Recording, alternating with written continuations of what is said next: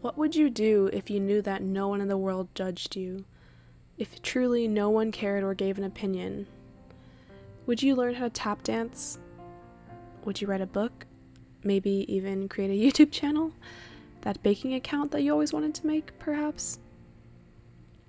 What's holding you back?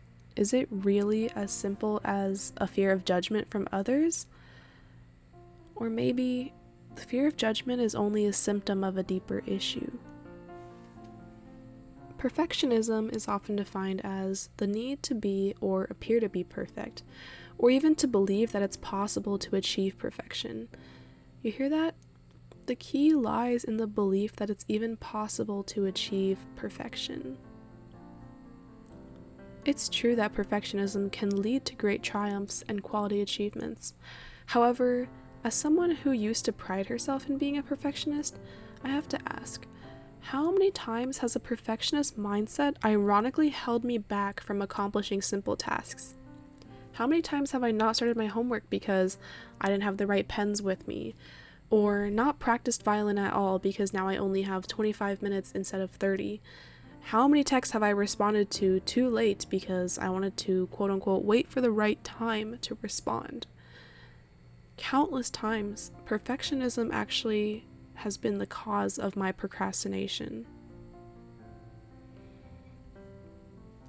Have you noticed that the better one becomes at something, the worse one feels at it? Ask a child who just started the violin, and they'll think they're pretty darn good at the instrument.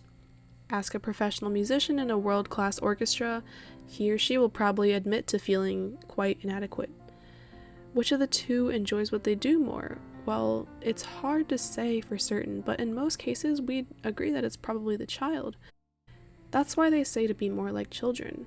In that sense, children are naturally more humble in that they understand that they don't know everything. That's why they're more curious to learn. They're able to accept feedback positively and understand that they're always growing and learning. That's why they're not held back by unattainable expectations and pressure.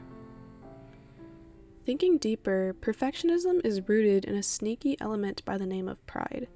Going back to the fear of judgment from others, we only feel judged by others when we actually think we're capable of something, when we actually think we're good at something. For instance, as a violinist, I feel infinitely more nervous to mess up my performance on stage than I am about, say, burning a cake as an amateur baker, or slipping on the ice skating rink because I don't know what I'm doing. See, the thing is, I know that I don't know what I'm doing. But the problem is, when I think I know what I'm doing, that's where my pride comes in. The better I get at a certain skill, the higher the pressure I place on myself becomes. And eventually, it becomes more about proving myself and impressing others than it is about improving myself. And I have to ask, again, what am I even trying to prove? Who's going to be impressed? My teachers, my peers, strangers even? Yet almost every time I try to prove myself, to impress someone, it will always ultimately lead to disappointment. It's really my fragile ego that tells me I need to be perfect, to strive for those unattainable goals, and to focus on ridding every imperfection before I can even consider being acceptable. And conversely, there's humility.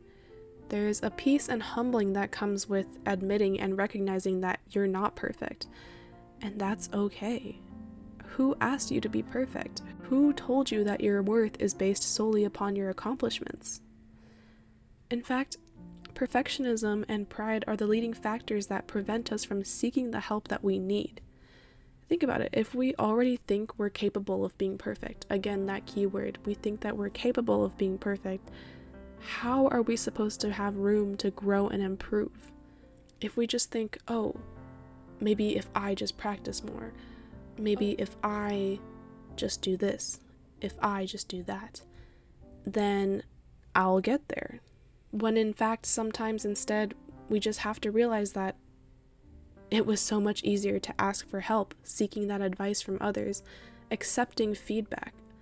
Seeking and asking for help actually requires a humbling and lowering of oneself first. And that's when one really understands what it means to be human and constantly growing.